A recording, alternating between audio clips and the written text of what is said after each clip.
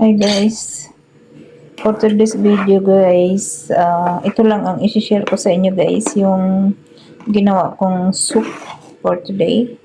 Kasi araw-araw guys, dapat mayroong soup dahil nga fasting kami guys. So, mas gusto namin talagang araw-araw na may soup kasi kailangan to natin makahigop ng sabaw na mainit. So, ang ginawa ko guys, sa ngayon, itong ginawa kong soup ay mixed vegetable ito guys.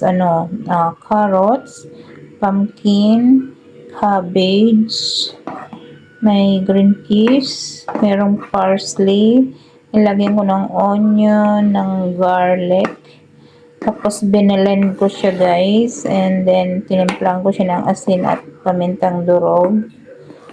At nilagyan ko ng konting ajinomoto guys. Hindi ako naglagay ng iba pang para sa guys, katulad ng mga nor cubes or mga cubes na may mga flavor like chicken. Hindi na guys. So, vegetable flavor na lang talaga. Mixed vegetable talaga ito guys. Ayan. Kaya ganyan ang kulay guys dahil nag-mix na yung kulay ng pumpkin, ng cabbage, ng carrots, may green peas, siyempre yung onion natin at yung garlic.